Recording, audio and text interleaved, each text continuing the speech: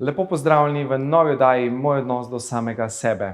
Nocoj v naši oddaji gostimo krasno izjemno sogovornico Manco Izmajlovo, ki je mezzosopranistka, igralka, avtorica in coach. Izvaja operno in popularno glasbo. Muzikali in igro je študirala v Londonu, operno petje v Moskvi.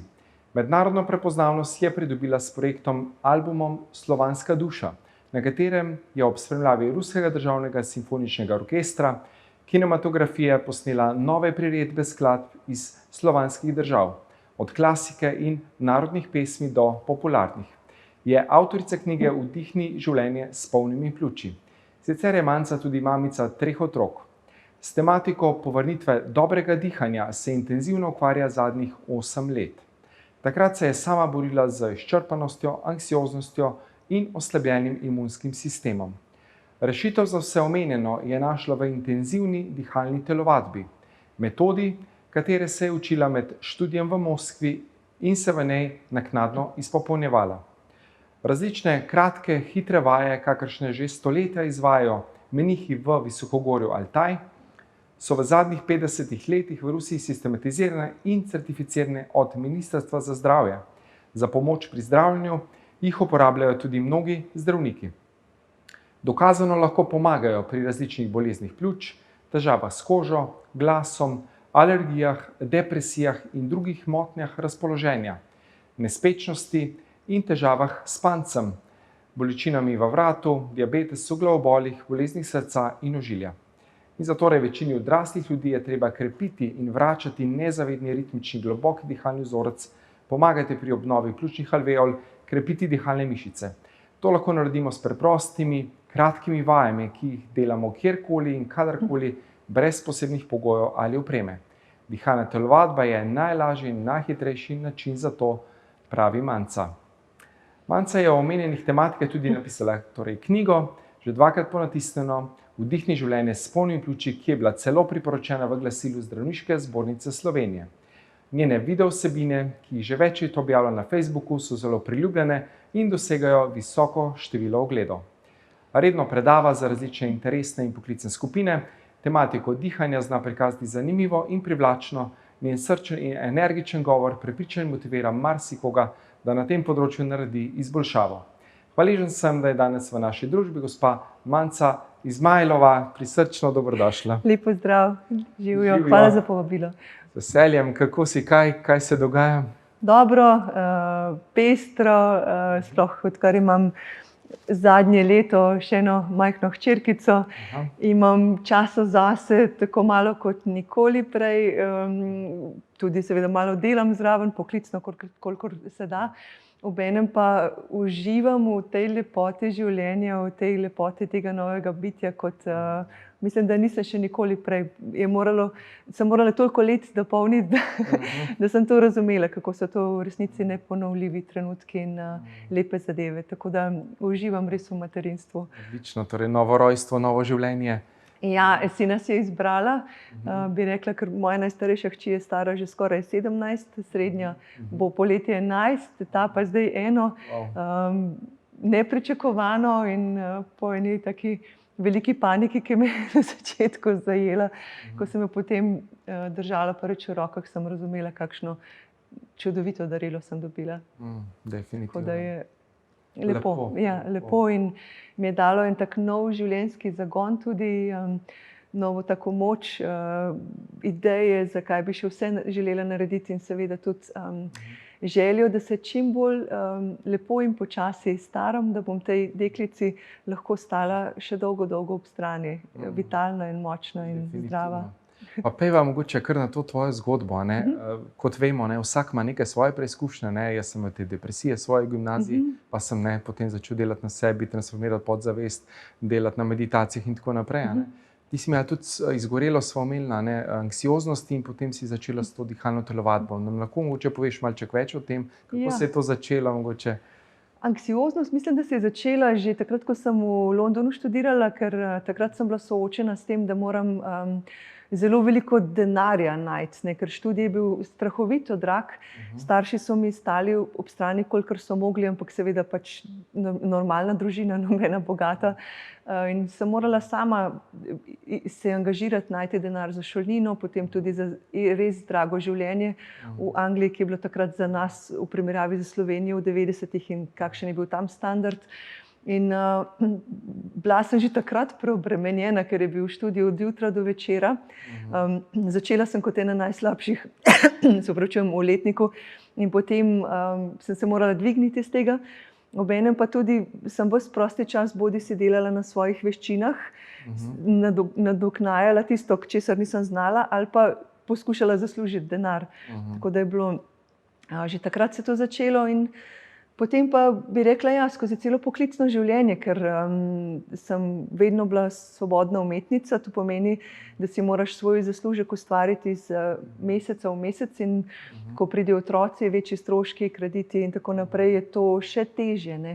Jaz sem si vedno nalagala vse več, poskušala vse, zmorem vse, lahko vse naredim in na neki točki je postalo tega preveč. In čutila sem pa predvsem v tem smislu, da me je ves čas dušilo, da sem imela občutek, da me nekdo za vrat stiska, kamen na prsih in sploh nisem mogla zajeti diha.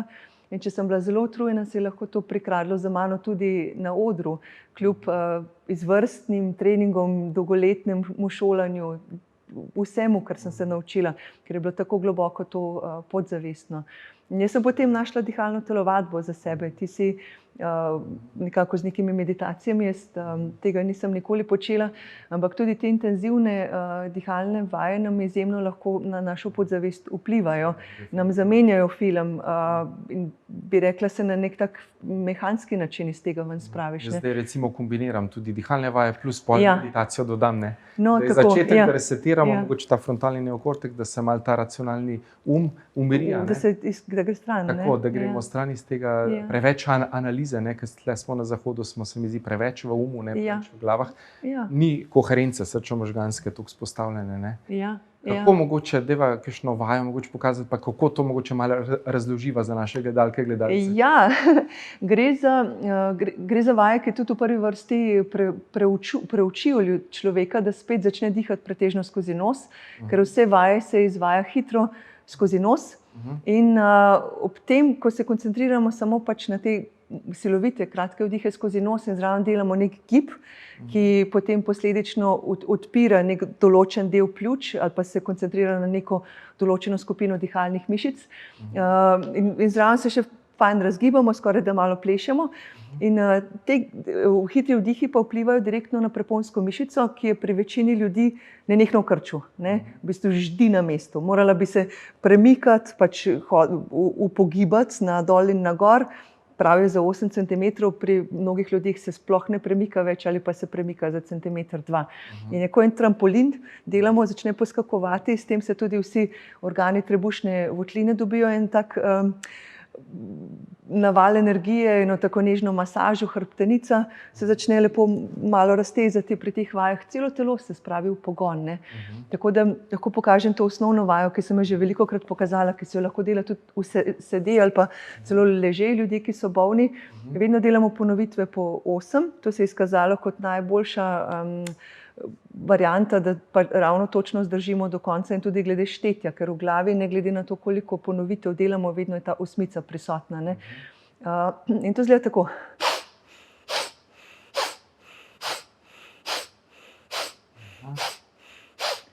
In ob tem se ne smemo ne naprezati, ne tiščati vratu naprej, ne dvigovati ramen. V bistvu vse vaje morajo, takoj se boljše počutim, ko sem to naredila, samo osmico. In te osmice se delajo po 4-krat in da se ne izgubimo, se vrtimo v sobi. Se pravi, vsako osmico od drug kot sobe, to je bilo potem 32, to ponovimo 3-krat. In to je 96 in to je že ena ta iz tega sistema, ena tako imenovana stotica. ko smo v dobri kondiciji, jo lahko naredimo brez pavze, na začetku se pa po vsaki osmici ustavimo, ker seveda ne zmoremo več, ker te naše mišice so enostavno niso toliko razvite, močne in potem, če bi hoteli več, samo začnemo nekaj stiskati in kompenzirati drugače. Tako da to je recimo osnovna vaja, potem je druga, da roke stresamo nadol. Potem je ena, ki se vrtimo, imenuje se maček, se rotiramo. Potem so vaje z glavo, ki tudi zelo lepo vrat razgibajo. In tudi so zelo, recimo, vedno skozi nos. Ob tem pazimo, da so ustnice, čeljust, jezik, da je vse zelo sproščeno, da imamo obraz nasmejan, ker to dvigne mehko nebo, tam je ta uvula, tisti jeziček, ki visi, ker to tudi pomaga pri tem, da se še bolj grlo odpre in da še več kisika pride v nas. In na koncu, recimo teh osnovnih vaj je 13, delamo s hitrostjo 3 vdihe na 2 sekundi približno in porabimo eno dobro minuto za vajo, ali majčkeno več in v 13 minutah smo skozi vse vaje. In si jih pa ponavadi delam med gospodinjskimi opravili, recimo praznim pomivalni stroj, zlagam nogavice in se zraven malo vrtim, mislim, ne zraven, naredim pavzico. Ena je rekla, odložimo takrat žehto, ali sem rekla, ne odložite žehto in se enostavno pač vmes zavrtite za 1 minuto in greste spet nazaj na to. Ali pa med vadenjem petja, med delom pri računalniku in tako naprej. Vedno je pa ta hiter vdih, kratek vdih in vedno štejemo v osmicah, ker če ti si v glavi rečeš 26, že zadržiš. V bistvu smešno je, moraš vdihniti čim manj zraka. Gre samo za krepitev teh mišic in to notranjo sprostitev, ki jo delaš. In sčasoma se ta refleks dihanja, če to večkrat skozi dan delamo, se začne povračati v človeka, ki ga skoraj vsi izgubimo. Se veš to, da ga izgubimo zaradi različnih življenjskih faktorjev. Največji stres, ki se pri nekaterih začne že v otroštvu. Ta strah in anksioznost in stres.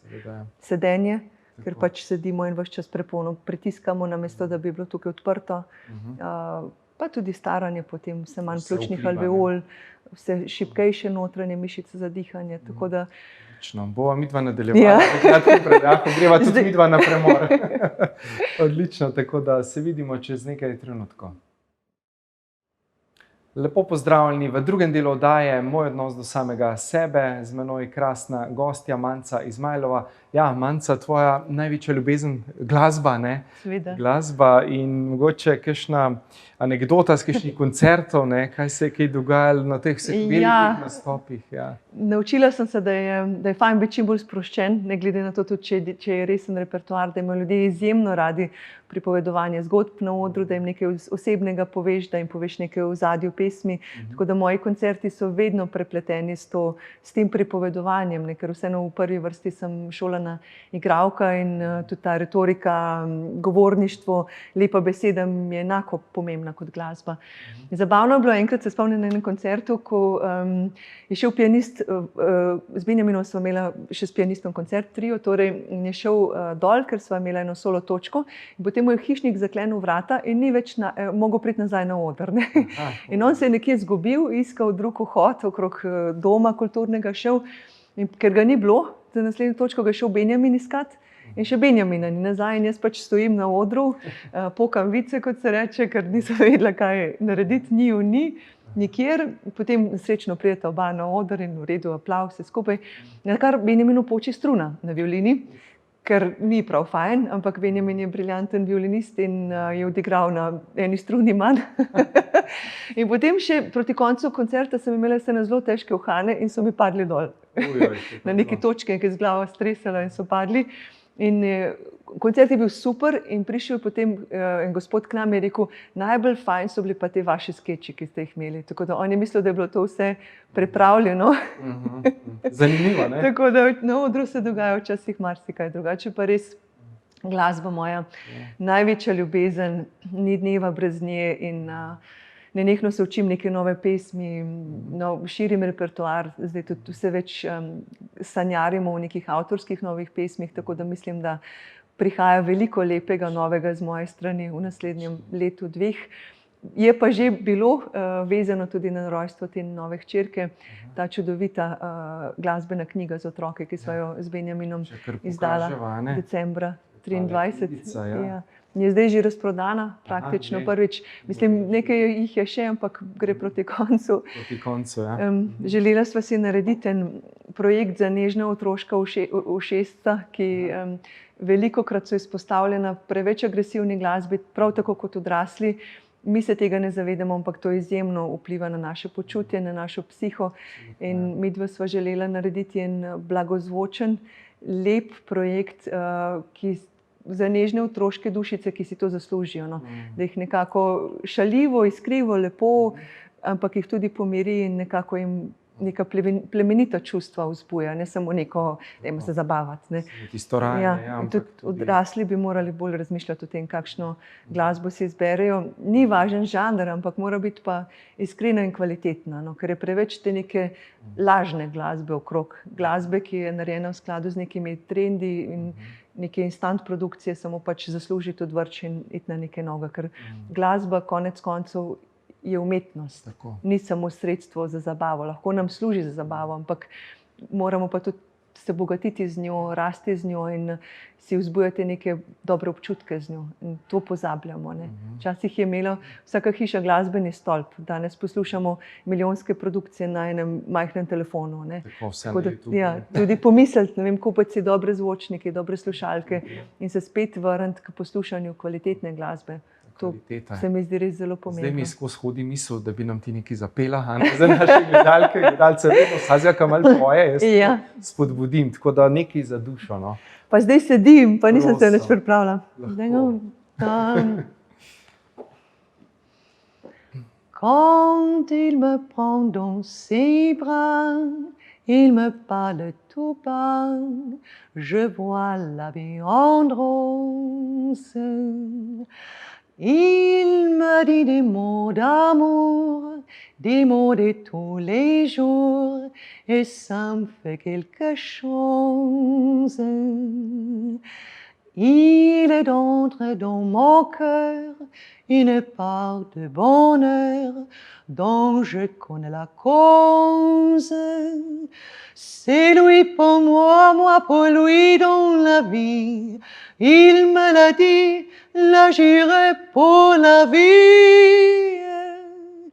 Et dès que je l'aperçois, alors je sens en moi mon cœur qui bat. Wow.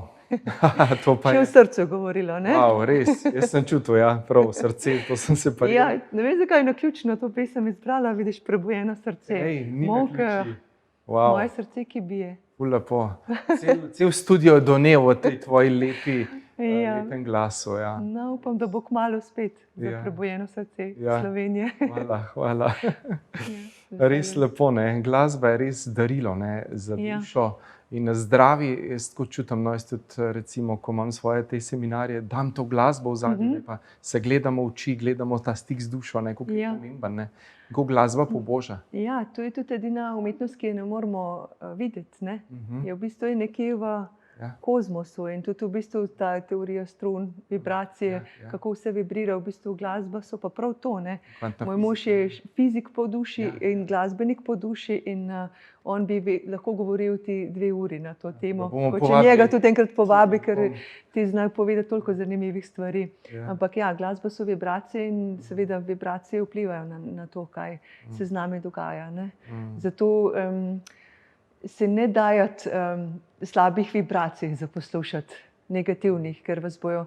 Nekdo je enkrat rekel, da če bi predvajali na nogometnih tekmah samo Mozarta, da se ne bi nikoli pretepali na njih. Ja. Ali pa na železniških postajah, da ne bi bilo recimo nasilja. Seveda to ni v redu, pa tudi ni vsem Mozartu všeč. Ja, ja, ampak dejansko. Ampak recimo bistvo te zgodbe pa je tak, ne, da Pa je, bi bil ne. svet lepši lahko na ta način. Tako, Z več dobre glasbe. definitivno, ne, glasba kot zdravilo, ne, ki Ja. se lahko predpiše, ne. Ja, in v bistvu tudi današnja glasba, to, kar se daje naprej. Ne, seveda tisti najstniki, ki se malo spoznajo, veliko poslušajo glasbo iz preteklosti, je resnično, bi rekla, tako zakleto producentskih hiš na svetu, ki reciklirajo, prežvikujejo to, kar je že bilo in nekako na novo zapakirajo in to večina te glasbe današnje, ki se jo ven daje, popolnoma brez duše. Tako da jo kar težko najti novo glasbo. In tudi, ta novi Eurosong, zdaj kaj je bilo. Vse je z nekim zaslužkom in z nekim potencialnim uspehom, z nekim šokom v mislih narejeno, ne pa z neko, da nekaj ustvariš, kar ti dejansko se rodi iz srca, tako kot so delali glasbo Beatli, tako kot jo je delal Sting, tako, ne glede na katerikoli žanr, Avsenik, karkoli rečete, pri Farci delajo glasbo iz srca, v bistvu zato pač imajo polni Cankarjev dom.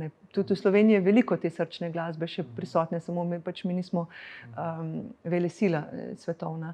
Ampak govorim tisto, kar se pač vsiljuje skozi svetovne trende, pa nima preveč v sebi. Kaj bi rekla, zakaj je temu tako? Je to nek načrt nekih elit ali kaj je zdaj zadaj? Tukaj to je še en tudi način razčlovečenja ljudi, tako da moramo zavestno o tem razmišljati in ostajati ljudje.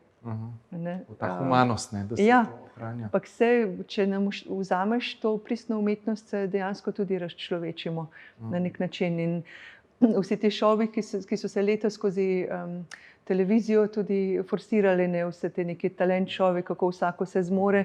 In spet za tistim, ki bo zmagal, že stoji industrija in ga že potisne in potem ga čez 5 let odvrže in pride nov in tako naprej. Niso te persone, ki bi se same iz nič razvile velikokrat. Bi lahko danes nek Elton John ven prišel, ali pa vprašanje, če bi lahko prišel v tem svetu, kakršen je. Ampak duše kot si ti, so upanje, da dejansko imamo še. Jaz sem bila vedno poustvarjalka že napisanih pesmi, ampak seveda za mnoge te pesmi so njihovi originalni poustvarjalci že mrtvi in nikoli nisem želela se učiti iz posnetkov, vedno sem se učila iz not in iz besedila in sem v bistvu jemala te pesmi, kot da so napisane za mene, kot da so nove. Začela sem kariero z avtorskimi pesmimi in zdaj tudi v bistvu čutim eno željo, da vse več nekih avtorskih pesmi v bodočih letih dam, ker tudi se mi zdi, da je tak čas, da ljudje hočejo te iskrene zgodbe in vse bolj jih bojo hoteli, ker so vse redkejše. Zgodbe, ki jih piše življenje. Tako je, ja. To je to. Super. Bova nadaljevala po kratkem predahu, tako da se vidimo čez nekaj trenutkov. Lepo pozdravljeni še v zadnjem, tretjem delu oddaje Moj odnos do samega sebe, Prebujeno srce Slovenije, z menoj krasna gostja, Manca Izmajlova. Ja, Manca, naslov oddaje sva dala, kako v bistvu je pomemben ta glas in dih in kako v bistvu res mi iščemo sebe in ta globi smisel v življenju in kako res se prebujamo na vseh nivojih. Torej, za moj v bistvu dih, za glas, za lepoto. Mogoče kakšna beseda na to temo, kaj recimo bi lahko tukaj povedala? Mogoče, ker to ženske zelo zanima, kako kot odrski ljudje, kot prvo smo kot vrhunski športniki, to se pravi, ti greš na oder in se ti dvigne sladkor, v bistvu vse, kar si nekako pogrešil, se lahko povrne za tabo, če si neprespan, če si živčen, vse se to potencira takrat, ko si tam. In jaz sem imela srečo, da sem pač z zelo dobrim ruskim zdravnikom, ki je izjemno širok, na to temo veliko besed rekla in mi je tudi veliko dobrih nasvetov dal. Pa tudi od svojih kolegov, glasbenikov, veliko prebrala in vse to je nekaj, kar me zelo zanima. Kako optimalno delovati, kako biti čim bolj zdrav, kako imeti čim bolj dober imunski sistem. Ena stvar je ta, ki sem jo že omenila, skoraj vsi ljudje dihamo slabo, dokler pač o tem ne začnemo več razmišljati. Treba se je preučiti, da dihamo pretežno skozi nos, z nekimi takimi hitrimi vajami.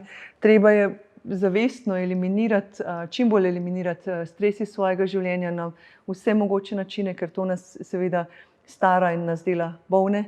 Treba iskati srečo, dobre občutke, družiti se z ljudmi, ki nam to potencirajo, najti si hobije, ki nas osrečujejo, paziti na prehrano, res paziti z vsakim letom življenja bolj. Ko si mlad, lahko pač tudi živiš, ko se reče, na burekih in si zdrav in ga žuraš vsake 3 dni, ne spiš, piješ in tako naprej. Potem pridejo za to računi. Ampak spet ne biti preveč obseden s tem. Jesti, recimo, kar se mene tiče, meso z neko mero, meso dobre kvalitete, ne veliko mlečnih izdelkov, ne veliko recimo jajc in tega, ogromno kaš. Jaz vsak dan pojem eno veliko posodo prosene kaše, ovseno kašo tudi zelo veliko jem. Jaz suhe marelice, recimo, to so krasne po teh starih ruskih metodah za srce in ožilje, ki imajo veliko kalija in magnezija, so se prav varovalka proti infarktu, jim rečejo nekateri. Semenke, ogromno kvalitetne sezonske zelenjave, sadje tudi zmero, ker je zelo sladko in nam spet dviguje krvni sladkor. Malo sladkega, pa ne preveč, malo mastnega, pa tisto ta pravo. Poslušati glasbo, plesati, ljudem priporočam, naj pojejo v pevskih zborih, kolikor le lahko, ker to tudi krepi te pozitivne občutke, prijateljstvo, druženje in tako naprej, ne grejo na plesne tečaje. In jaz upam, da z vsemi temi stvarmi, ki jih delam, da, kot sem že prej rekla, da bom lahko predvsem dolgo časa v oporo in dobro stala ob strani svojim 3 hčerkam, da bom pač se lepo starala, dovolj se gibati, pravilno se gibati. Spet tukaj recimo je bilo preveč nekega fanatizma. Govoriš s človekom, ki je sicer pretekel maraton pri 26 letih, ampak ga ne bi nikoli več, ker se mi zdi, da je to spet ena taka stvar, na katero eno mašilo, nek cilj, ki si ga zastavimo in potem mislimo, da nekaj gremo, ampak to niso stvari, ki nas izpolnjujejo na dolgi rok. Torej nek balans, neko ravnovesje. Hoditi, malo teči včasih, malo plavati, kakšna joga, pilates. Starejši, ko smo, zelo važno to držati, to mišično moč.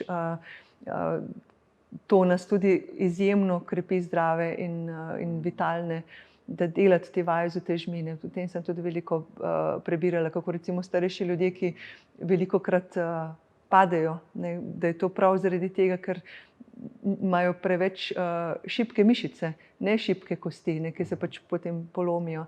In zelo važno delati na mišični masi, po 40. letu nenehno. Drugače pa lahko veliko zanimivega povem na kakšnem tečaju dihalne telovadbe, ki so tudi, imam delavnice večurne, kjer pač vse te teme gremo skozi in se lepo podružimo. Ali pa na kakšnem koncertu, ki jih je tudi, bo vse več. Kdaj bo kakšen koncert? Poleti jih bo kar nekaj, tudi v Avstriji, ampak to je samo čez mejo, tam, kjer zdaj živimo. Potem pa za drugo leto pa načrtujem večje stvari, vezane tudi na 25 let mojega delovanja, kariere.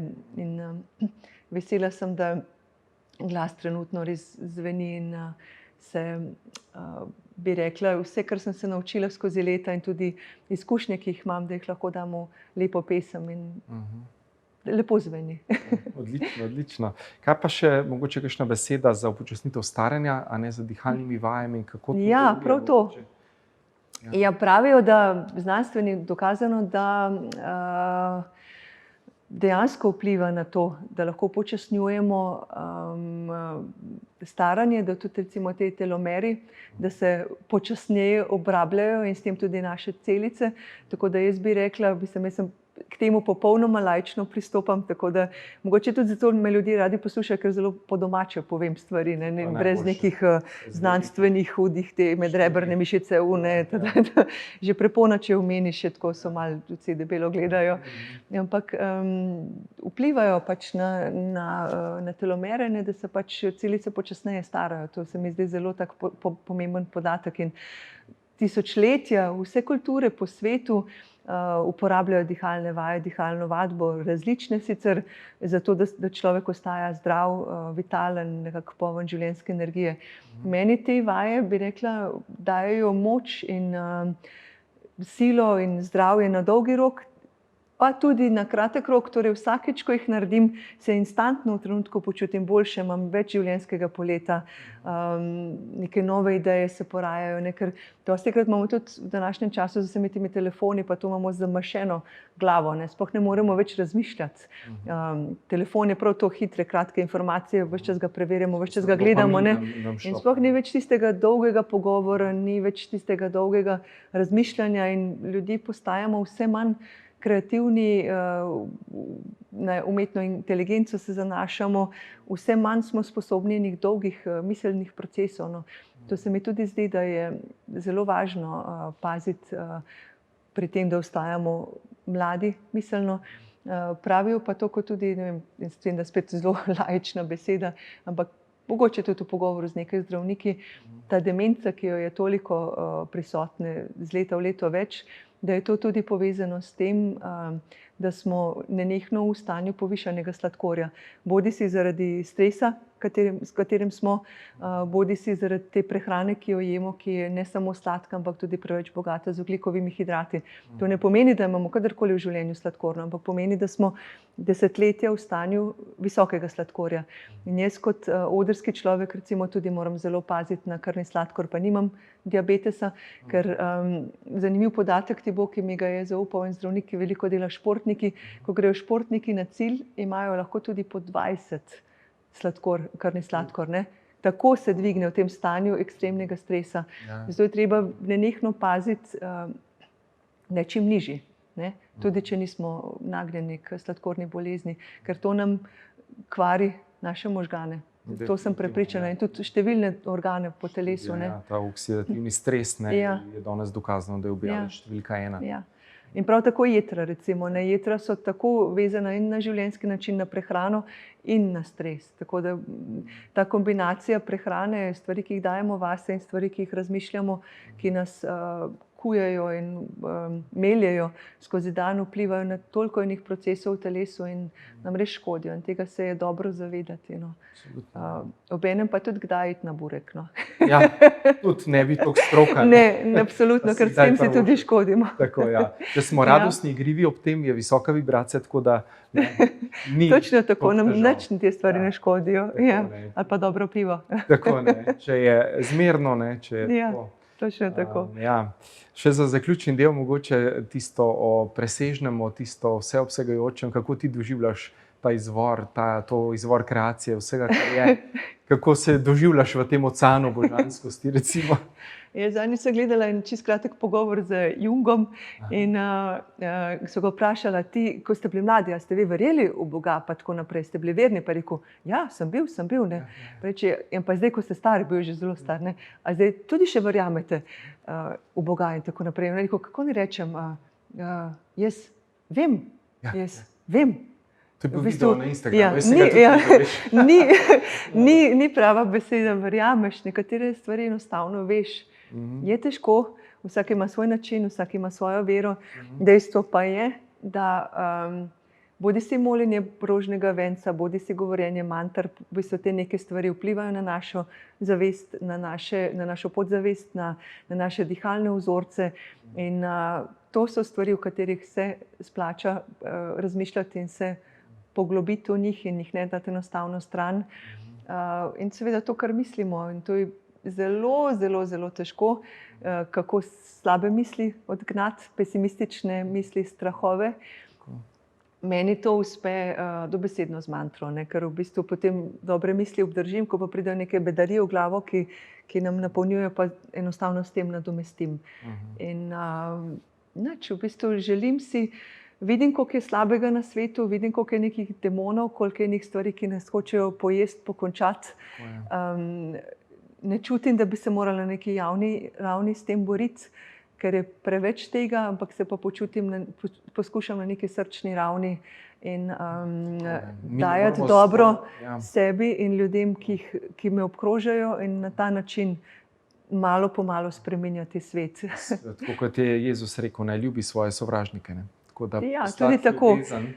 Točno tako, v bistvu zavijati vse skupaj v eno ljubezen, ne lepe misli, v eno dobroto. No. To je tista stvar, ki nas bo rešila. In več, ko bo tega, boljše bo. Bolj bomo tehtnico prevagali, ne, na tisto dobro pozitivno. Bo te strune. Tako, bodo zavibrirale. Zavibrirale, tako da.